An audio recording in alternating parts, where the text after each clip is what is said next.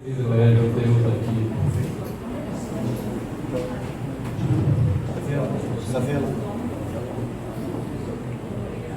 Sejam bem-vindos ao Lanchinho número 302, o segundo evento que promovemos nesse ano de 2016.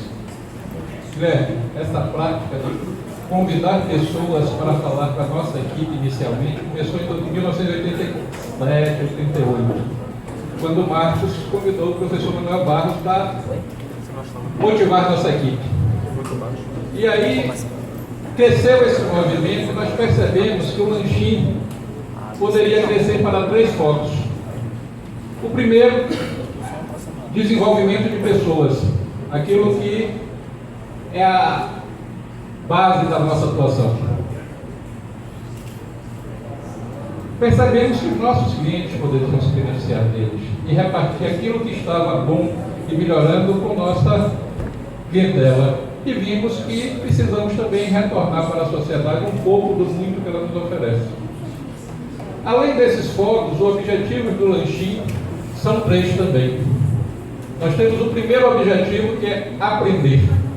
Aprender, aprender, aprender. Uma rica troca de experiências, como acabamos de fazer. Muito obrigado, mestre. Foi maravilhoso. Aprendemos a ter paciência também. E o segundo objetivo é azeitar, criar e manter essa rica rede de relacionamento que formamos quando aqui estamos. E finalmente, celebrar a vida, viver um grande momento, ter boas lembranças e boas histórias. A Consiste está no mercado desde 1985, trabalhando com informática, informação, sistemas de gestão, ERP, e implantamos milhares de sistemas ao longo desse período. E isso resultou numa felicidade muito grande. E juntar felicidade com empresa, estávamos conversando sobre isso quando instalou a ideia, não vinda da nossa mente, mas de um cliente, de que felicidade empresarial seria um grande slogan para o nosso produto carro-chefe, o XTR, multiplicando tempo e resultados. Uma solução que contempla um conjunto de soluções com 4 componentes: consultoria, software, serviços e conteúdo. E para fazer o quê? O sonho de todo grande gestor. Jorge, você dá um aviso aí. Eu preciso. Alô, por favor, proprietário do carro da placa OZJ. Por gentileza, o garagista precisa do senhor. Fazer mais,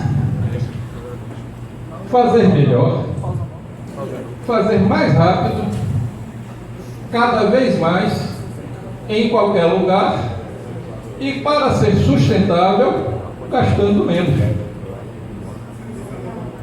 Guilherme, praticamente não conheço, estamos tendo o primeiro contato, mas aprendi, observando sua trajetória, que você transforma pedra de tropeço em pedra fundamental das obras que ergue. E essa postura sua de criar, buscar soluções em vez de reclamar, é uma máxima que nós acreditamos também. Por isso é motivo de muita alegria e satisfação ter você conosco e lhe passar a palavra. Seja muitíssimo bem-vindo.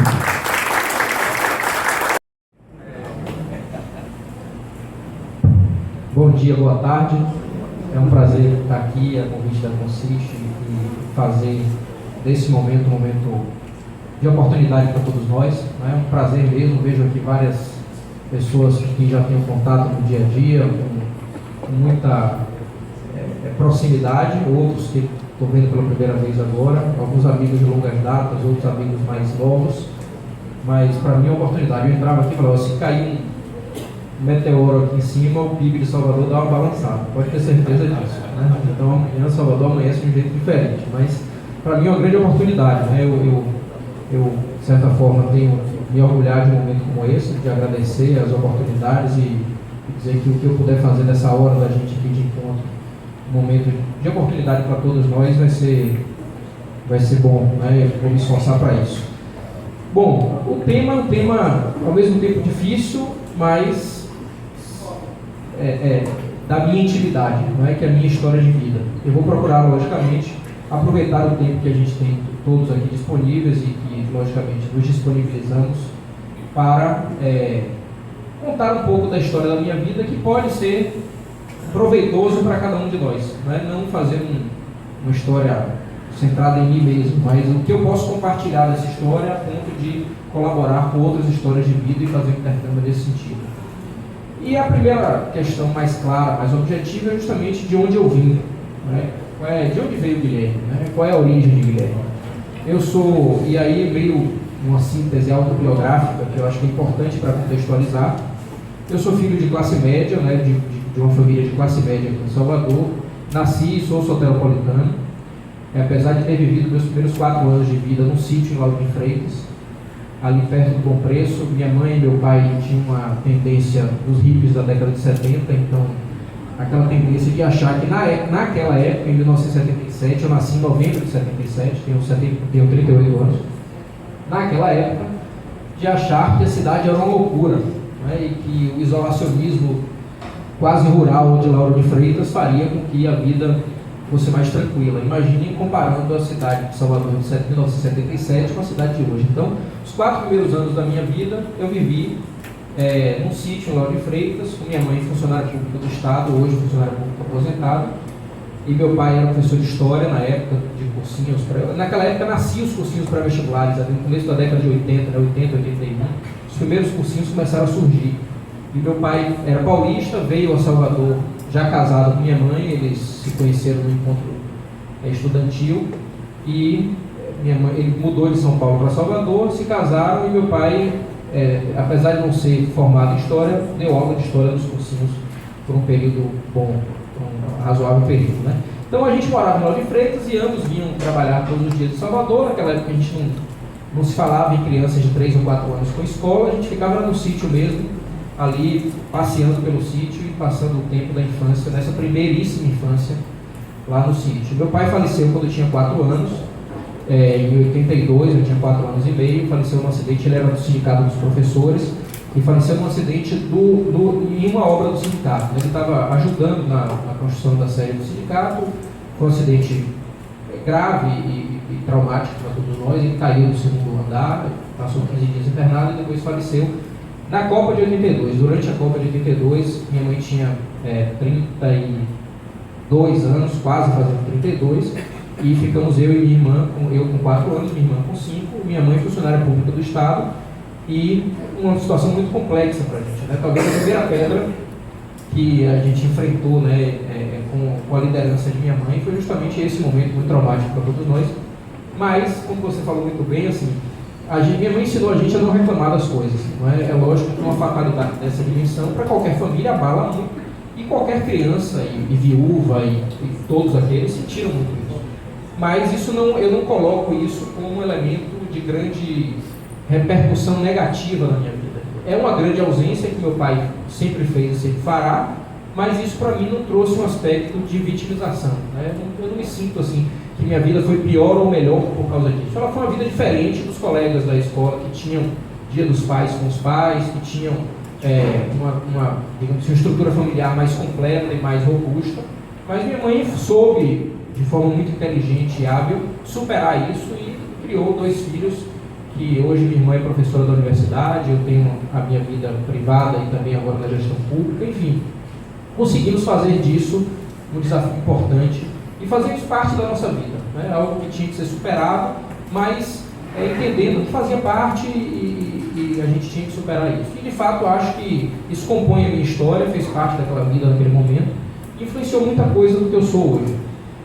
E aí, seguir depois da morte de meu pai, viemos morar na cidade, com mais necessidade de estar próximo. Então a gente viveu primeiro ali na boca do rio, uma casa ali na boca do rio, perto da Embasa, na boca do rio. Depois mudamos para um condomínio que tem ali na Sabino Silva, na rua Manuel Dias de Moraes, ali na entrada do Mariposa. Eu sempre passo ali e me lembro de uma parte importante da minha infância. Quem entra ali no Mariposa, na Sabino Silva, tem um condomínio ali dentro, de um conjunto habitacional, na rua Manuel Dias de Moraes, e a gente morou ali por muito tempo, e ali eu tenho grandes lembranças da minha vida. E por que eu estou dizendo dali exatamente? porque foi ali, pela primeira vez, que eu me atentei para a vida do empreendedorismo, né? Eu me lembro, não sei se vocês lembram de uma empresa que chamava Baldassi Associados, que fazia eventos, né, muito grande aqui em Salvador. A Baldassi ficava, a instalação dela era naquela esquina da minha rua, ali na Sabino Silva, uma casa grande ali, onde hoje justamente é o Mariposa. E a Baldassi uma vez jogou, depois de passar do evento que fez no centro de convenções, um saco de tickets, como se fossem aqueles tickets de ingresso de show, seja lá, ingressos mesmo, com várias cores diferentes, né? Tinha ticket rosa, amarelo, branco e azul. E ela abandonou um saco de tickets antigos junto do lixo ali da minha rua. E alguma criança descobriu isso. Resultado, aqueles tickets se tornaram moeda infantil dentro do nosso condomínio, né? Era assim, as crianças encontraram aquilo, dividiram aquilo e cada um pegou o ticket rosa, o outro pegou o amarelo, o outro o branco. E aquilo ficou por um bom período, talvez uns 2 ou 3 anos, se transformando em moeda corrente das crianças. Significava que quem tinha uma bicicleta para alugar, alugava por 2 tickets brancos. Ou quem descia primeiro no sábado, o sábado e domingo era o auge da nossa brincadeira, porque quem descia primeiro e pedia o roda-roda, né, o brinquedo do parque, falava: o roda-roda hoje é meu. Qualquer pessoa para andar no roda-roda tinha que alugar o roda-roda. E com o ticket, X tickets, alugar no roda-roda. E ali eu fui ficando uma criança rica de ticket, né? Eu fui aprendendo, quer dizer, eu descia mais cedo, pegava o roda-roda, e aí eu descia com minha bicicleta, fazia aquilo tudo. E aquilo ficou para mim, aí pronto, excelente, muito bem. Nada de trabalhar numa empresa de tecnologia que reage instantaneamente. Se você andar um pouquinho mais aí no Street View, você vai ver que o roda-roda está ali ainda, né? Mais um pouquinho, está naquela esquina lá. Vira um pouco aqui, está aqui o roda-roda. Então, esse espaço para mim foi o primeiro espaço de identidade da relação com o ser humano e também da relação. Olha ele aqui, ó. O trepa-trepa, vou levar o roda-roda. Só tem a escorregadeira, o trepa-trepa, o roda-roda ficava aqui, tem os balanços ainda ali. Ou alguém vendeu o roda-roda, né? Por tickets. Bom, vejam, o que era esse espaço para mim? Foi aí que a minha infância se consolidou de uma maneira mais ampla das relações humanas, de várias formas diferentes de lidar com as pessoas. Foi um momento muito importante da minha vida aí. De forma que depois, com aqueles aluguéis lá no final da década de 80, superinflação, uma série de outras coisas lá no governo Sarney, minha mãe precisou mudar daí, também vivia de aluguel, a gente mudou ali para perto do Calabar, um pouco antes da Avenida Centenária do Parque São Paulo, outro conjunto habitacional que tem ali, que me permitia ir andando para a escola. Eu estudei minha vida inteira no Colégio Sartre, desde a 4ª série até o 3º ano. O Colégio Sartre era um dos colégios que meu pai ensinava quando morreu. Eu tenho uma gratidão grande ao Sartre. Eu estudei quase minha vida inteira com meia bolsa da escola, isso foi muito importante para a gente. Provavelmente, se não fosse isso, a gente talvez tivesse que ficar na escola um pouco mais barata ou na escola pública. Minha mãe tinha condição de manter, mas não 2 filhos numa mensalidade da envergadura que tinha o Colégio Sartre. E eu tive, quando precisei sair da escola, o Sartre reconheceu a história de meu pai e me deu meia bolsa a minha irmã, e eu concluí os estudos assim com meia bolsa. Portanto, era uma vida de classe média, com dificuldades, mas que me permitiu estudar na escola particular, sem, digamos assim, a compreensão de uma vida mais restrita. Era uma vida, como eu brinco sempre, eu não tive pogobol. Na época que o pogobol era aquele brinquedinho de criança que várias crianças tinham, eu não tinha. Mas eu tinha muitas coisas que me permitiam de uma criança de classe média, né?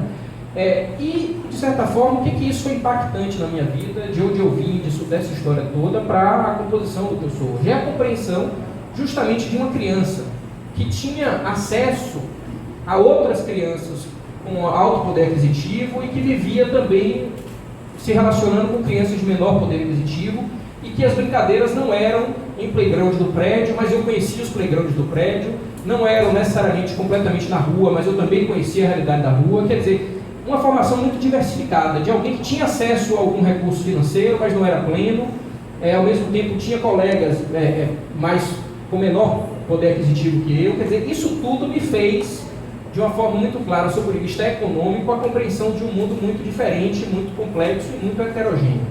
Sob o ponto de vista de formação humanista, também isso é muito importante, né? Minha mãe é artista plástica, sempre foi uma pessoa muito ligada a tudo que acontece no mundo. Os almoços de domingo sempre foram muito relevantes para a minha composição, da minha personalidade, né? A gente sempre discutiu isso, sempre ouviu muita música em casa, sempre discutia muitas questões, então isso tudo sempre foi muito impactante na minha formação de vida, né? A minha mãe, como ela, depois que se casou novamente, com hoje meu padrasto, que eu tenho como pai, também com professor da universidade, uma pessoa que tem uma formação humanista e uma compreensão do mundo de maneira muito, muito boa para a gente, passando isso para as crianças, e isso foi impactante em tudo. Quando eu entrei na faculdade, de comunicação na UF, foi o jornalismo, e entrei na faculdade de Direito da Universidade Católica. E foram momentos até que, por um momento grande, eu segui as duas faculdades, mas optei pelo Direito, eu fiquei dizendo que eu optei pelo Direito, já sabendo que eu não queria o Direito, né? Já na faculdade, eu tive a oportunidade, lógico, fui do Grêmio da escola, fui líder da escola, aqui está Márcio, cadê Marcinho aí? Eu vi Marcinho, Márcio foi meu colega desde a quinta série, né, Márcio? Então veja, Márcio está aqui hoje também empresário de academia foi meu colega daqui. Eu fui líder de sala da quinta série até o terceiro ano, né? Fui do Grêmio da escola, fui do centro acadêmico, isso tudo me favoreceu muito no espírito de liderança, de comunicação e de relacionamento, mas na faculdade isso se tornou mais pleno, né? Com a coisa da atividade empresarial. Com essa semente lá da Sabino Silva, da Baldassio Associados, né? Que a Baldassio não sabe nem que eu existo, na verdade, né? Uma coisa assim, aquela coisa não foi ela ter jogado alguma coisa no lixo influenciou muita coisa. Como aquela história da borboleta que bate uma asa de um lado do mundo e uma onda, por conta daquela asa que a borboleta bateu, a onda do outro lado do mundo tem algum tipo de reação, né? É incrível como a vida das pessoas tem determinadas influências por questões de coisas muito pequenas. Como coisas muito miúdas podem ter reflexo muito intenso na vida de cada um. E aí, na faculdade, eu comecei a vontade de uma atividade empresarial. Quando terminou minha gestão no centro acadêmico, eu tinha organizado vários eventos para o centro acadêmico e para o escritório modelo. Deixamos o escritório modelo com caixa para ele se administrar por 3 anos, sem precisar de mais receita nenhuma. O escritório modelo é que prestava assistência judiciária gratuita para pessoas que não têm condição de arcar com advogado. E quando terminou minha gestão, eu falei, bom, agora que eu deixei o caixa do escritório modelo bem, eu vou fazer isso profissionalmente, né? Então comecei a organizar eventos. Vejo ali Cortez, que trabalhou na editora Saraiva por um longo período. Cortez, por exemplo, viveu esse meu momento lá no escritório, na faculdade ainda, depois montando minha empresa. Cortez, quando eu bati na porta dele pela primeira vez, eu com cara de menino, ele não me conhecia, eu falei, estou organizando um evento, uma palestra, vou colocar 2.000 pessoas no centro de convenções. Ele, mas que nada, o centro de convenções tem não sei quanto tempo que não tem evento jurídico para 2.000 pessoas, não. Mas ele acreditou, pagou uma passagem de um palestrante, foi o patrocínio da editora Saraiva, barato aquele patrocínio, né? Porque valeu, vendeu livro pra caramba, né? Valeu super a pena, retorno de uns 3.000% do patrocínio. Depois eu apertei um pouco mais, o patrocínio ficou mais caro, né? Aí a gente começou a organizar eventos e ganhar com isso, já virou atividade profissional. Depois montamos o curso preparatório, o Pódio, né? O Pódio tinha sido fundado já 6, 8 meses antes. O sócio fundador me chamou, depois do trabalho que nós fizemos nos eventos, para entrar na sociedade. Primeiro para realizar eventos conjuntos. Em 3 meses eu adquiri uma parte da sociedade e estruturamos o Pódio. Quando eu entrei lá tinha 80 alunos, depois vendemos o Pódio em 2006 para um grupo de capital aberto, que é o Grupo Pátria, e naquela época não tinha sido formado ainda como capital aberto, mas ele estava formando o banco de empresas, e vendemos a outra metade em 2009, e aí saímos do ramo de curso preparatório para concurso. Nesse meio do caminho estruturamos a faculdade, hoje a Faculdade Baiana de Direito. Em 2006, aqui João Vitor citou, outro grande parceiro, fizemos uma parceria. João tinha 2, com o pai dele, com o Luiz, tinha 2 faculdades aqui em Salvador, nós adquirimos uma delas com ele, hoje permanecemos como amigos. Eu acho que tem uma coisa importante, é saber o seguinte: quem fez negócio com você continua seu amigo depois que o negócio acabou, né? Isso é importante, né? Isso é uma coisa muito importante. E eu tenho a felicidade, lógico, a gente sempre pode ter algum desgaste societário, isso é normal, absolutamente normal, mas se preservadas as premissas da relação societária, da relação negocial, a gente tem, né, João, nós compramos uma faculdade com ele e hoje temos a satisfação de nos falarmos sempre, sugerindo outros negócios que não aconteceram ainda, mas que podem vir a acontecer. Então compramos uma faculdade que o João tinha com o Luiz, com o pai dele, e transformamos isso. A faculdade tinha 2 anos, aproximadamente 1 ou 2 anos de formado, nós transformamos ela na Faculdade Baiana de Direito, que, para a nossa satisfação, é um projeto já bem conceituado, bem consolidado, né? A faculdade fez aproximadamente 10 exames nacionais da OAB, os formandos já fizeram cerca de 10 exames. Em 3 deles, nós ficamos em primeiro lugar entre as faculdades particulares do Brasil. Então, isso é muito importante, não para nós, isso para a Bahia. Quer dizer, uma faculdade que está completando 10 anos agora, esse mês, ficar em 3 exames da OAB, como primeiro colocado no Brasil, à frente da FGV São Paulo, FGV Rio, IBMEC, INSPER, PUCs, quer dizer, todas elas, né? Isso é um motivo de... Quer dizer, há quanto tempo a gente ouve falar bem da FGV, do INSPER, do IBMEC, das PUCs, de todas as PUCs, né? Quer dizer, hoje nós temos uma faculdade boutique, pequena, que não quer agregar muito, não quer virar uma grande instituição no sentido quantitativo, e hoje a gente tem a satisfação de estar sempre entre as 10 melhores do Brasil nas particulares e por 3 vezes a melhor do Brasil entre as faculdades particulares de Direito. É uma faculdade muito pequena, bem, assim, com estrutura enxuta, até tímida para a envergadura que ela tem hoje já de projeção acadêmica. Uma faculdade de professores, são 11 sócios. Aí eu cito outra questão. O sujeito que tem 11 sócios e consegue manter uma sociedade em 10 anos com os mesmos 11 sócios, quer dizer, a gente consegue, é um jogo de equilíbrio, não é? E pior, dos 11 sócios, 9 são bacharéis em Direito, que aumentaria muito o potencial de problema, porque é um pouco problemático.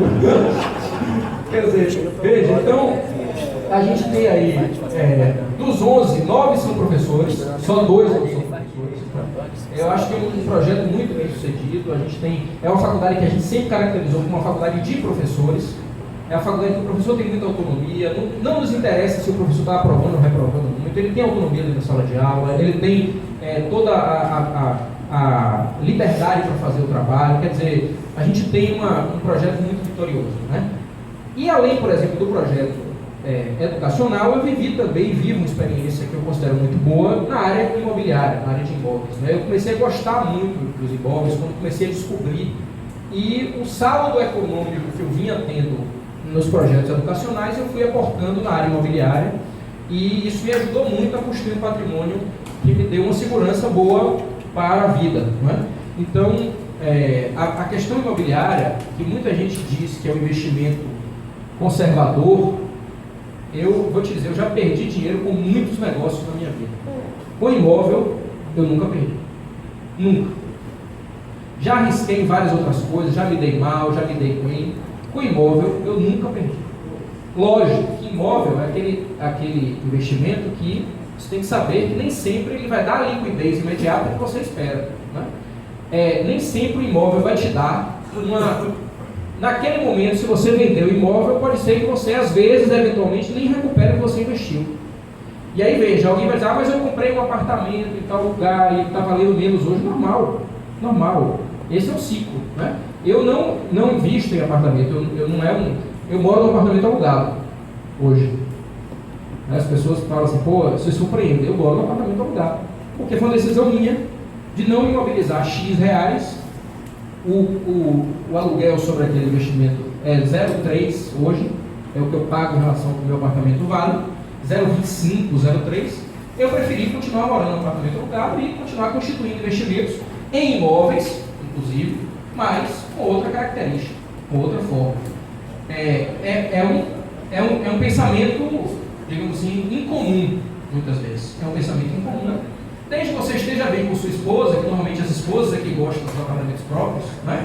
Quer dizer, se a esposa compreende, fala assim, olha, não vamos comprar um apartamento, mas vamos comprar isso aqui, que vai gerar isso, e essa compreensão também da conversa e da harmonia econômica dentro de casa, né? Quer dizer, porque a esposa fica com medo, porque se acontecer alguma coisa, os meninos e não sei o que, isso e aquilo, quer dizer, mas a gente está constituindo uma coisa que tem, mas veja, é muito do estilo de cada um.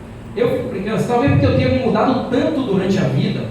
Eu morei lá em Lauro de Freitas, depois mudamos para a Boca do Rio, depois mudamos para outro lugar na Boca do Rio, depois fomos para a Sabino Silva, depois fomos para a Centenário, depois fomos para o Rio Vermelho, depois para outra casa no Rio Vermelho. 7 moradias antes de eu me mudar em definitivo, depois que eu me casei. Então, como eu mudei muitas vezes, tem um ar meio cigano nessa história, eu não sou tão apegado a essa história de morar no apartamento próprio, não sei o que, essa coisa toda. Mas tudo isso depende muito também do perfil e da constituição de cada um. E aí, o que isso me trouxe, na verdade? Eu segui uma vida acadêmica paralela a isso, né? É importante dizer isso. Eu fiz um mestrado em educação na UFBA, fiz o doutorado em desenvolvimento urbano na Unifax, desenvolvimento regional e urbano. Fiquei aí 6, 7 anos da minha vida, entre 2001 e 2010, na verdade 9 anos no total, entre mestrado e doutorado, com um intervalo no meio entre anos, vivendo uma vida atípica para um empresário que tinha uma vida muito intensa, parar na terça-feira, 2 da tarde, para ir para a Faculdade de Educação da UFBA para assistir uma aula de teoria da educação lá, de alguma coisa, quer dizer, de 2 às 4, o celular tocando a 1000 por hora, mas lá no canto, e a gente discutindo o conceito, indo a fundo em determinados temas que não tinham aplicabilidade prática, e alguém me diz assim, para que isso? Eu faria tudo de novo. Porque aqueles momentos, não só de afastamento ao longo do dia, dizer assim, eu vou parar 2 horas aqui para discutir filosofia de alguma coisa, e também a carga teórica e a conceituação que eu absorvi nesses momentos foram importantíssimos para tudo na vida depois, né? E ao mesmo tempo você se permite também novamente conhecer uma aldeia num sentido diferente, né? Conhecer pessoas com quem você não tinha contato, conhecer formas de pensamento diferentes. Isso tudo me deu muito trabalho, lógico, ficar aí tantos anos estudando sem licença de trabalho, fazendo tudo ao mesmo tempo, escrevendo tese. No final, quando eu entreguei minha tese, eu me lembro que eu entreguei minha tese numa quinta-feira de cinzas. Foi uma quinta-feira depois da quarta-feira de cinzas do Carnaval de 2010, minha tese de doutorado. A partir dali, eu passei cerca de 6 meses a 1 ano, do ano de 2010, sem conseguir ler absolutamente nada. Ficava brincando que nem panfleto de sinaleira que alguém entregava, eu nem abri o vidro para saber o que era. Porque suga, né? Suga uma coisa muito forte, uma energia muito forte de você, mas depois isso vai voltando ao normal, você vai voltando a ter o prazer da leitura, com certeza. Mas, assim, isso tudo foi muito importante para mim. E aí surgiu nesse movimento todo de investimentos na área de educação, empresarial e a vida acadêmica, surgiu a ligação do prefeito no final de 2012, por meio de Fred. Fred é meu sócio na faculdade, professor da faculdade, muito meu amigo, Fred Didier. Fred estava voltando de Brasília com a Semineto, Neto ainda eleito, mas não empossado, no começo de dezembro, final de novembro, começo de dezembro. E sentou do lado da cadeira, dessas coisas mínimas da vida que tem impacto grande, né? Se talvez Fred ou Neto tivessem reservado um assento em outro lugar, em outra fila, talvez eu não fosse o secretário de Educação hoje aqui, né? Então Fred sentou do lado de Neto, tinha sido professor de Neto na faculdade, e falou, pô, e aí, como é que está aí com currículos, com avaliações, com 500 nomes? Pô, Fred, estou aí para compor o último nome de uma secretaria, mas queria alguém da área privada, jovem, da área privada, que desse para dar um outro. Falei, rapaz, conversa com o Guilherme, Neto lembrou de mim, a gente foi contemporâneo de escola, mas não de faculdade, na verdade, ele fez direito na UFBA e eu fiz direito na Católica, ele participava do movimento estudantil e eu também. Nunca tivemos a satisfação de trabalhar juntos no movimento estudantil, mas a gente tinha identidade um com o outro, sem saber quem era, né? Mas não sei onde era a casa dele, ele não conhecia, não sabia meu aniversário, nem nada disso, é uma coisa. Ele lembrou de mim e falou, pô, eu vou ligar para ele. E perguntou a Fred, Guilherme é um cara de ideias ou de ação? Aí Fred falou as duas coisas. E aí ele me diz, Neto me diz hoje, que foi isso que fez com que ele me chamasse. Porque não bastaria alguém só de ideias e não bastaria alguém só de ação. Me chamou, eu tomei um susto, naturalmente. A minha reação foi assim, eu não posso desperdiçar essa oportunidade, eu sempre tive vontade da gestão pública, mas ao mesmo tempo, o que eu vou fazer com todos os meus negócios que passam por uma velocidade muito grande, né? Então a gente sabe que teve que adaptar uma série de coisas. No começo eu achei que não, eu vou ficar na secretaria de segunda a quinta e na sexta eu vou para o escritório, né? Depois eu falei, não, então segunda a quinta e sexta de manhã, na sexta de tarde eu vou para o escritório. Quando deu 3 meses eu já estava fechando o escritório, botando a casa para alugar. Falei, impossível, essa coisa de conseguir fazer isso não vai dar, porque era tudo muito intenso, a gestão pública para mim era muita novidade. Então eu fiquei na Secretaria de Turismo e Cultura por 2 anos e tive a satisfação de ter um bom resultado, bem avaliado pelo prefeito, e ele me convidou no final de 2014 para assumir a Secretaria de Educação, com uma resistência minha, confesso a vocês, não era uma coisa que estava no meu plano, não tinha essa pretensão. e eu sequer tinha esse desejo. Eu me lembro no final da inauguração da Casa do Rio Vermelho, ali a Casa de Jorge Amado, uma das coisas que a gente fez na secretaria. Eu falei, mas sua vida acabou, dessa secretaria de só notícias boas, você vai ter que deixar para alguém, você vai para uma secretaria mais porrada agora, que é a Secretaria de Educação. Eu falei, peraí, dá para combinar comigo antes, né, de você tomar a decisão? Ele falou, brincou, coisa e tal, eu entrei no carro, fui, ele insistiu, uma semana depois eu estava convencido de que não ia mais conseguir negar e assumir a Secretaria de Educação também com muitos desafios. O que eu vejo nessa síntese da gestão pública, né, gente? Eu acho que é uma combinação da compreensão de que você tem que fazer o que precisa ser feito e não o que os outros querem que você faça. Isso é importante. Infelizmente, a gestão pública, esse foi o primeiro dia do anúncio lá, né? Infelizmente, a gestão pública ela é muito pautada pelas expectativas das pessoas. E as expectativas das pessoas não são necessariamente as coisas certas a serem feitas. Eu vou dar um exemplo de um tema muito polêmico, que passou por mim na primeira gestão da secretaria, que foi a exclusividade da cerveja no carnaval. Quer dizer, um tema muito polêmico. Isso foi uma sugestão minha que eu levei ao prefeito, e ele aceitou, estranhou da capacidade operacional, mas aceitou a ideia. E com essa exclusividade da cerveja, nós temos 25 milhões por ano de patrocínio do carnaval, que antes eram 5, 6 milhões aproximadamente. Quer dizer, nós temos lá aproximadamente 20 milhões extra de patrocínio no carnaval. E, naturalmente, esses 20 milhões seriam aplicados no carnaval, são aplicados em outras coisas. E o custo disso você tem uma operação muito complexa, foi a coisa mais difícil que eu fiz na minha vida, foi instituir uma zona de restrição de vendas de cervejaria no carnaval. Foi a coisa mais difícil que eu fiz na minha vida, sob o vista operacional. É muito complexo. São milhões de pessoas na rua que podem colocar cerveja nas suas garagens, dentro de carro fechado. Então, quer dizer, é uma operação complexa. Qual é o ônus disso? As pessoas não terem mais a liberdade de, no isopor do ambulante, escolher a cerveja de sua preferência. Apesar de, nos bares já existentes, continuam podendo vender qualquer cerveja, nos blocos, nos camarotes, enfim, beleza. A cidade tem que medir o que quer.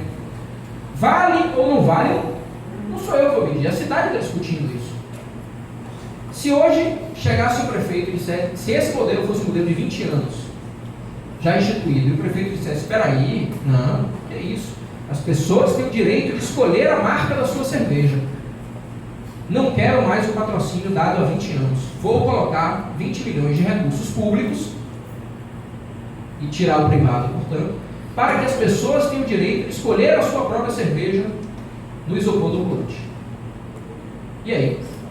Qual seria a reação de todos nós? Absurdo! Recursos públicos para que as pessoas tenham a liberdade de escolher a sua cerveja? Vai tirar o recurso da educação ou da saúde? Como é que vai fazer isso? Má utilização de recursos públicos? Quer dizer, tudo depende da ótica que a gente olha. A forma mais simples que a gente tem de medir o conservadorismo é invertendo essa lógica. É dizendo, se isso que eu estou propondo já existisse há 20 anos e alguém viesse propor o que já existia há 20 anos, qual seria a reação de todos nós? Bom, veja, eu tenho vários amigos que defendem que não tem exclusividade e que o poder público banque essa liberdade. É um argumento respeitável que deve ser considerado. A gente deve escolher isso. Mas quando a gente fez isso, a gente não foi em cima necessariamente da expectativa das pessoas. A gente foi em cima de uma percepção de que nós temos uma cidade pobre que arrecada muito pouco, tinha a menor arrecadação per capita de recursos públicos entre as capitais brasileiras. É uma cidade que não tem vieses econômicos bem constituídos. É uma cidade que sua para conseguir ter um orçamento muito deficitário, que tem uma demanda enorme de serviços públicos. E a gente precisa constituir coisas que, mesmo que mexam com o conforto do cidadão, tragam uma melhor flexibilidade no orçamento público. Essa foi a nossa questão. Então, como secretário, o grande desafio é a gente constituir exatamente as expectativas das pessoas com o que é possível na vida real. Se a gente não fizesse isso, talvez a gente não fizesse a Casa do Rio Vermelho, a Casa de Jorge Amado lá no Rio Vermelho. Né? Se a gente não fizer, porque isso tudo foi feito com o orçamento da Secretaria em razão desse processo de revisão dos patrocínios do Carnaval. Tudo isso que a gente consegue fazer é em função de determinadas questões que são escolhas da vida pública. Então, o maior desafio que eu encontrei na vida pública é exatamente esse equilíbrio entre o que é possível e o que é desejado. Eu recebi um cardzinho, tem uma caricatura das melhores que eu já recebi nos últimos tempos. Muito simples ela. É uma caricatura que fazia 3 filas. Vocês receberam essa? Fila para reclamar, e a fila enorme. No meio, uma fila para opinar, uma fila grande, mas não tanto. E outra, uma fila para fazer. Tinha 2 pessoas só na fila para fazer. Gente, se a quantidade de pessoas que reclamam da falta de árvore na cidade, se cada um plantasse uma e tomasse conta dela, estava resolvido. Porque as pessoas compreendem que o setor público é que tem que resolver tudo. E com as redes sociais se potencializou o extremo. E aí as pessoas acham que vão mudar a cidade pelo Facebook. Não é?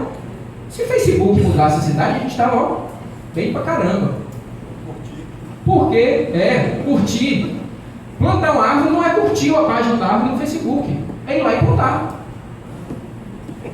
Então vejam, gente, esse incômodo talvez seja coisa do setor público que mais nos gera necessidade de reflexão. Lembrando, a pior coisa é eu achar que eu que estou com a razão.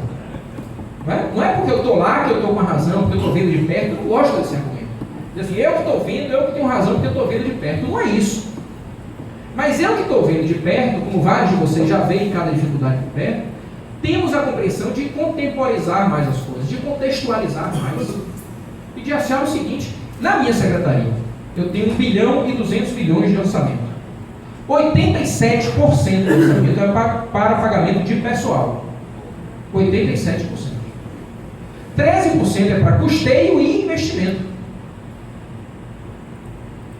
Então nós temos hoje uma estrutura absolutamente engessada. E alguém fala assim, e aí? Como decidir 13% de 1 bilhão e 200 com 440 escolas, com escolas que não são reformadas há 20, 30 anos, com uma rede muito dispersa? A gente não vai conseguir nunca ter uma administração plena. Eu não vou conseguir na Secretaria de Educação nunca um resultado como eu consegui na faculdade, no curto espaço de tempo. Primeiro que a faculdade é só uma, é menor, é muito mais centralizada, os elementos de poder são muito mais claros, as escolhas são de menos complexidade e menos pessoas. O desafio do poder público é justamente contextualizar, nem achar que quem está jogando pedra tem toda a razão do mundo, nem achar que quem está do lado de cá tem toda a razão do mundo. Mas a compreensão dessa complexidade é o que vai gerar o equilíbrio.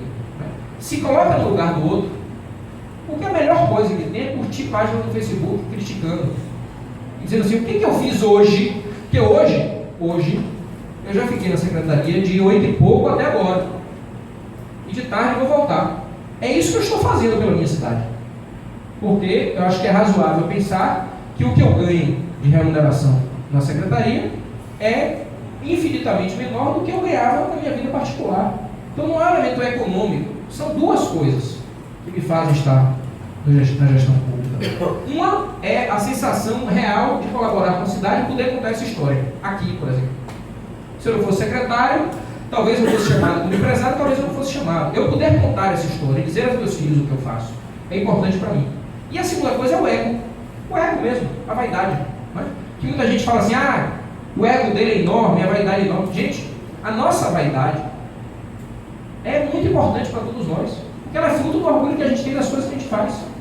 Então assim, estar como secretário de Educação, para mim é uma coisa que fortalece a minha vaidade.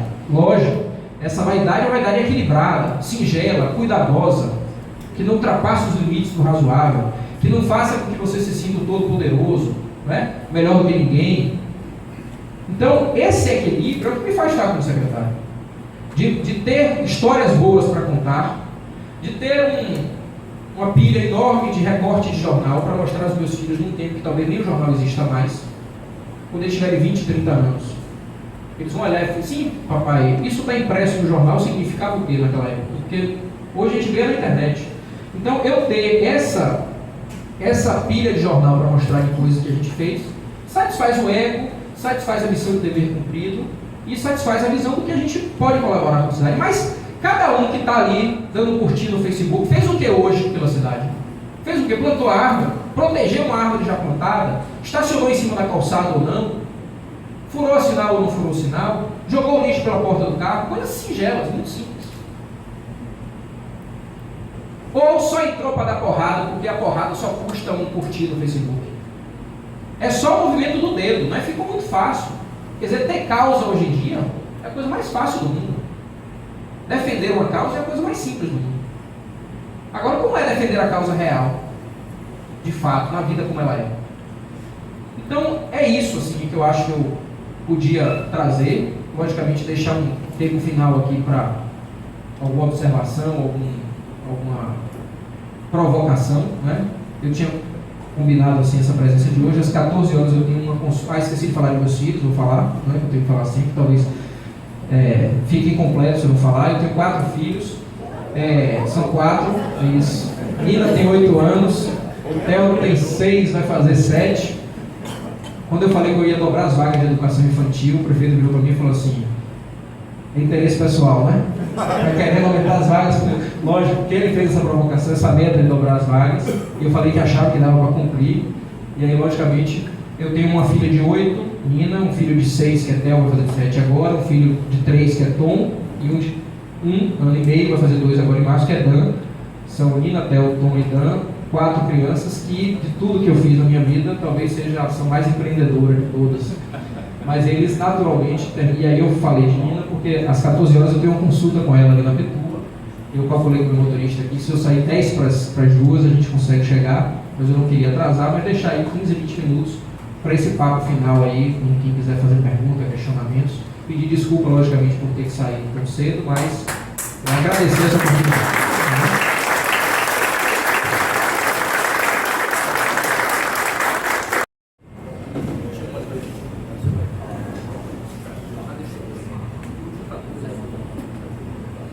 Meus cumprimentos, eu conheço muita coisa a seu respeito, mas foi ótimo ver mais coisas aqui, a maneira como você está falando.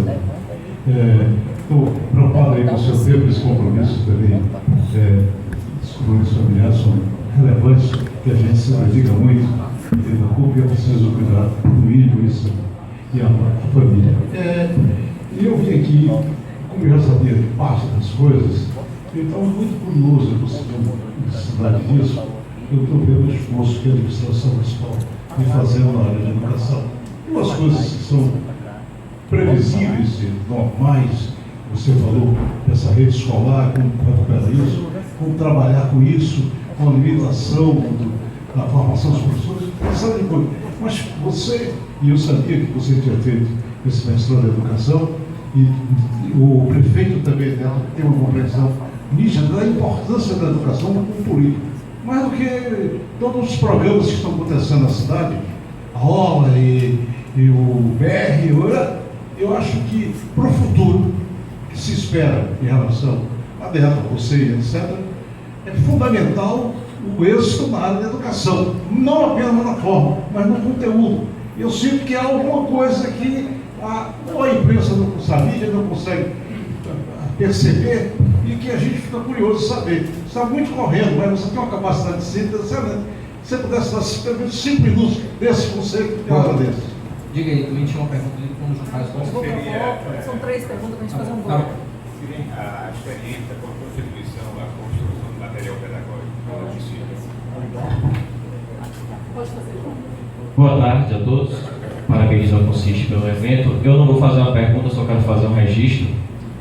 Sou suspeito para falar de Guilherme, porque eu já o conheço há quase 10 anos, mas assim como ele provocou a respeito do que cada um de nós fizemos hoje, se jogamos lixo ou não, o meu registro é para dizer que eu acredito, eu já disse isso a ele, é um tema muito atual, está se falando muito isso na mídia, de todos os possíveis vice-candidatos que o ACM Neto pode ter, esse é que eu acredito que é o melhor. Tá? Porque é alguém que tem formação acadêmica, tem experiência profissional e todos que o conhecem sabem que é alguém íntegro, com capacidade e que tem uma atenção com as pessoas que o rodeiam. Então eu parabenizo e espero, infelizmente talvez a política não permita, mas que para mim você é o melhor candidato a vice da CMD. Bom, Eu vou juntar as duas primeiras perguntas, agradecer a João, logicamente, essa pauta política, uma pauta que todos sabem que eu tenho pouca experiência nessa relação política, né? Mas é uma pauta muito de grande discussão e polêmica. Vamos lá. E agradecer a João as palavras. Eu vou responder as duas juntas, né? Eu costumo dizer, mano, a sua provocação é o seguinte: há pouco que todo mundo fala da importância da educação, mas na prática a imprensa e nós, sobretudo da classe média, damos pouca relevância aos temas da educação pública. Se a imprensa não dá a notícia é porque provavelmente as pessoas não querem ler, não é? Não vou culpar a imprensa, mas é o que eu disse quando eu assumi na secretaria, assim: quem de nós sabe qual a escola pública municipal mais perto da sua casa? Quem de nós sabe até qual é a responsabilidade compartilhada entre o governo do estado e o município em relação aos anos de escolarização? Quem de nós sabe, por exemplo, o que é educação infantil, o que é o Fundamental 1, o que é o Fundamental 2? Agora, é mais fácil perguntar quem de nós sabe quantos trios elétricos saem na Barra Ondina na sexta-feira de carnaval. Não sabe, né? Alguns não sabem, naturalmente. Mas, em geral, os temas da educação, é o que eu disse outro dia, né? As aulas recomeçaram na segunda-feira passada. As notícias não são recomeçam as aulas. As notícias são: trânsito está pior porque as aulas recomeçaram. Veja, o importante não é a aula ter recomeçado, é o trânsito estar pior. Não teve um jornal de Salvador que deu as aulas recomeçaram. Todos deram: o trânsito está pior porque as aulas recomeçaram. Então, eu não sou de ficar lamentando, não. Na educação, eu tenho uma outra postura em relação a mostrar o trabalho do que tinha na outra secretaria. A outra secretaria era mais midiática, mais espuma, mais festejos, mais um monte de coisa. A educação, a gente volta para um trabalho mais de uma grande força, porque a secretaria é muito grande, mas das formiguinhas, né, de fazer o trabalho do dia a dia. E aí eu cito, por exemplo, o novo projeto pedagógico. Pronto, excelente. Agora na Bahia, mais de 800 mil alunos voltam à aula na segunda-feira. Bom site esse aí. Então, veja, o projeto pedagógico, por exemplo, que a gente constituiu agora, em março do ano passado nós tomamos essa decisão. A rede municipal de educação reclamava muito, porque havia um projeto pedagógico disperso, cada um adotava seu livro, cada escola comprava seu livro, enfim. Ou a secretaria impunha obras de editoras nacionais, uma série de outras coisas, decididas muitas vezes na mesa do secretário. Nós não, nós elaboramos o nosso projeto pedagógico. 4 mil professores aproximadamente participaram das reuniões temáticas de março até janeiro. Nós licitamos uma gráfica para imprimir apenas, não é uma editora, é uma gráfica apenas para imprimir. E a gente, ao longo de 5 anos, vamos economizar cerca de 40 milhões com material pedagógico elaborado pelos professores da rede, com impressão top do nível dos grandes livros nacionais e internacionais, com a qualidade pedagógica muito sofisticada e muito atualizada, e que a gente só ouve dos professores os elogios, não a mim, mas a eles mesmos que conduziram esse trabalho, né? Então, essa é uma conquista histórica. Nós construímos isso de março do ano passado até janeiro desse ano. Nós fizemos, em fevereiro entregamos os livros impressos, os cadernos pedagógicos, né? Ou que fizemos com coisa muito simples, que é o programa Simplifica, que você deposita dinheiro na conta da escola e dá autonomia para ela gastar, para comprar. Se faltou papel higiênico, a secretaria não conseguiu entregar a tempo, ela compra o papel higiênico. O tempero verde, tá vendo? Como é que entrega tempero verde para 440 escolas? Tempero verde estraga em 2 dias. Como é que entrega coentro em 440 escolas? Então, Simplifica entrou para isso, a gente entrega. O Agente da Educação foi um programa que também nós instituímos para dizer o seguinte: cada escola de Salvador hoje tem um agente da educação, que é um universitário de pedagogia, que mora a até 1.500 metros da escola, portanto é alguém da comunidade, responsável por controlar o abandono escolar. Cada aluno que está faltando muito recebe a visita do agente da educação, o pai tem que dizer por que ele está faltando, se não resolver, encaminha ao Conselho Tutelar ou ao Ministério Público. Isso, a gente está coletando os dados, já vai reduzir aproximadamente 50% o abandono escolar de 2015 para 2016 em comparação dos outros anos. Com universitários de pedagogia que muitas vezes foram alunos da escola e que certamente no ano que vem, no futuro, podem vir a ser professor daquela escola, e hoje são agentes da educação. Então, dobrar as vagas de educação infantil. Quando eu cheguei na secretaria, os projetos eram projetos em terrenos de 2, 3 mil metros. Na Liberdade não tem terreno de 3 mil metros. Então, o que acontece muito claramente, você não conseguia aumentar as vagas em creches porque buscava terreno de 3 mil metros. O que eu encomendei com a minha experiência na área imobiliária? Eu quero um projeto de creche de 10 salas que caibam em terrenos de 600 metros quadrados. Terreno de 25 por 25, não chega nem a 600 metros. E pronto. Fizemos. O que a gente tirou? A sala de vídeo. Não tem sala de vídeo. Cada sala tem um vídeo. A sala de balé não tem sala de balé. Cada sala está preparada para fazer a aula de balé. A biblioteca não tem biblioteca. Cada sala tem o seu cantinho da leitura. E aí, o que acontece com isso? A gente tem uma creche soteropolitana, que a gente tinha uma norueguesa, né? A gente tinha antes uma creche norueguesa que não cabia na Liberdade. Né? Não cabe. Não adianta botar uma creche sueca, da Finlândia, isso é perfeita, linda, beleza, mas vai ser uma só, 2, 3 no máximo para aparecer na televisão. E nós caímos o custo de vaga. O custo da vaga anterior era R$22 mil construir uma vaga de creche. Significa que uma creche com 400 vagas custava lá 8, 10 milhões. Com 200 vagas custava 4, 5 milhões. A nossa tem 406 vagas e custa 1 milhão e 800, 2 milhões no máximo. Então a gente caiu para menos de 5 mil reais o custo da vaga. Como? Desse jeito que eu estou dizendo. O corredor não precisa ter 7 metros. O corredor precisa ter 3,5 metros. Que é isso aqui, ó, gente, mais ou menos. Não precisa ter corredores enormes. Né? O que importa é que a gente consiga fazer uma creche decente, que respeite o cidadão, que respeite a criança e que consiga chegar na maior quantidade possível de pessoas na nossa cidade. Com isso, a gente, em janeiro do ano passado, tinha 20 mil vagas na educação infantil, que é de 0 a 5 anos, e vamos encerrar dezembro desse ano com 40 mil vagas. Em 80 anos foram feitas 20 mil vagas em Salvador. No ano passado e nesse nós vamos fazer mais 20 mil, que são 40 mil vagas. Com esse orçamento que eu estou dizendo, 86% para o pessoal. Guilherme, agradecendo a sua generosidade, seu tempo está acabando, mas pergunta que não quer calar. Um testemunho que recebemos da sua integridade, com sua experiência nos 2 mundos, o mundo privado e o mundo público. O que precisamos para dar um choque de integridade nesse país? Olha. Sim, tá bom. Posso. Beleza. Boa tarde, Gerson Sampaio, do Rotary Clube da Tecnergia. Eu gostaria de perguntar se no projeto Pelagos que estão montando está previsto no futuro o ensino técnico, né? E gostaria de comentar a todos que hoje é o Dia Internacional do Rotary e nós teremos uma sessão na Câmara Municipal às 18h30 em homenagem ao Rotary Clube. Amigo Guilherme, é uma honra estar aqui assistindo a sua história de vida e também a sua história profissional no campo público e no campo privado. É bastante louvável essa iniciativa da sua pasta em relação à educação, mas eu gostaria de saber como é que está a questão da interatividade com a família do alunado, o cuidado com a remuneração do professorado e também em relação ao gestor pedagógico, que é tão importante quanto. Pronto. Eu vou não, só para arrematar. E o que é que você acha de criar, digamos, 3 canais muito interessantes que eu imagino que vai agregar a sua pasta, que seria a profissionalização do estudante infantil lá na frente, certo? O controle de natalidade e o planejamento familiar, que eu considero aspectos importantes. Muito obrigado. Lourenço Carvalho.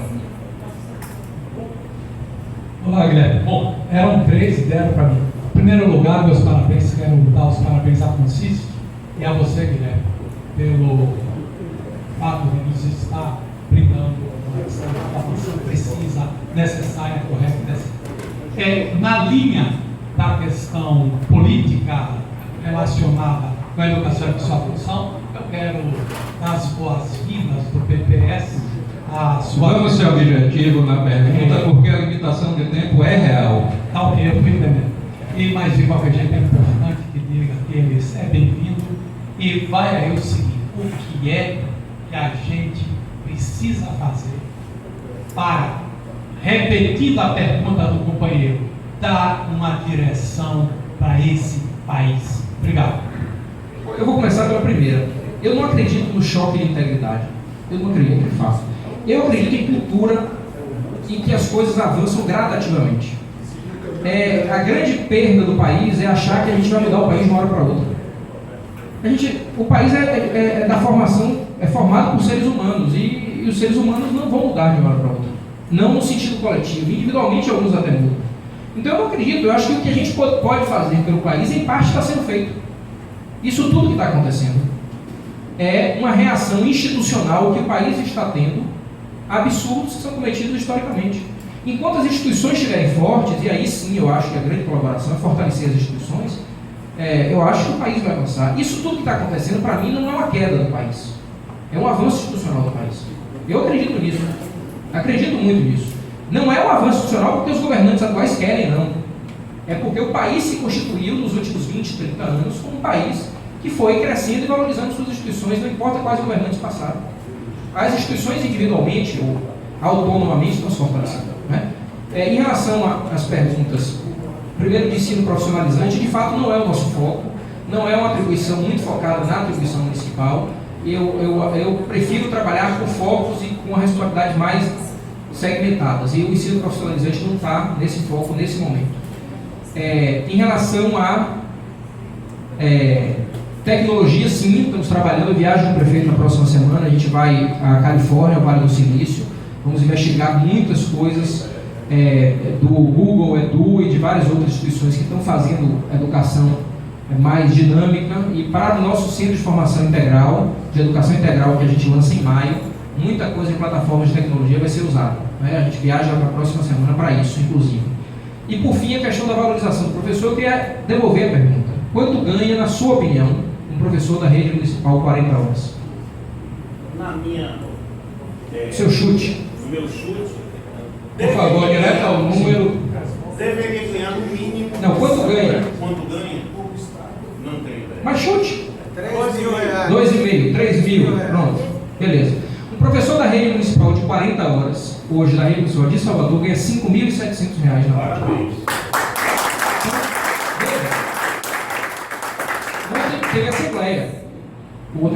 Hoje eu sigo, depois da minha filha, com o sindicato. Na assembleia eles pediram de 16% de aumento. No momento atual do país, com todo o respeito que eu tenho, eu acho que 5.800 é uma boa remuneração considerada na média nacional de profissionais, mas o nosso professor merece sim ganhar mais e trabalha muito. Nosso professor trabalha muito. Mas são esses desafios que eu enfrento como secretário. Com o orçamento de 87% para pagamento do pessoal, se eu dou 16% de aumento, podem fazer as contas. Quanto é 16% de 87%? Não é? Arredondando para 15%, para baixo, 87%. 15% de 87 é 87 mais 12 aproximadamente, né? Mais 13, 100%. Acabou. Aí é o que eu digo, é melhor, com a arrecadação caindo, é melhor ficar em casa. Se dermos 16% de aumento, eu não tenho nada para fazer na secretaria, nada. Eu fico em casa, venho uma vez por semana, assino e volto para casa. Então, é errado pedir 16, é o que eu digo, não, vamos compreender o outro lado. Vamos compreender o outro lado. Agora, eu tenho que enfrentar a vida como ela é. Não há como, não há hipótese de um crescimento significativo nesse ano. E a verdade é que não há uma grande... Salvador, junto com o Rio de Janeiro, está entre as capitais brasileiras que melhor remuneram o seu professor. Então não há um drama instituído nessa história. Não há um drama instituído. Há outras carências que chegam a drama sim na rede municipal, precisamos reconhecer isso. Por exemplo, a estrutura ainda de algumas escolas, cerca de 30 escolas. Mas não é um drama o salário do professor na rede. Precisa melhorar? Sim. Precisa reconhecer mais a qualidade e a formação do professor? Sim. Mas não é um drama hoje instituído na rede. Então, essas são as coisas importantes para a gente justamente ter a percepção que se a gente tem hoje uma remuneração razoável na rede municipal, apesar do que grande parte da população não compreender e não ter acesso a esse número, isso também é culpa nossa, não tenho dúvida. Mais uma vez agradecer, gente. Eu sei que juntar tanta gente importante e boa, com cabeça boa, não é fácil. Pedir desculpa por essa limitação de horário. De fato, eu vou precisar sair, pedir para o meu motorista já deixar o carro ali colocado. Desculpa a vocês, porque bom seria a gente poder debater mais ainda, mas eu espero muito do meu coração assim, que a gente consiga sair daqui pensando assim, pô, valeu a pena ter vindo, foi legal, foi bom e a experiência foi boa.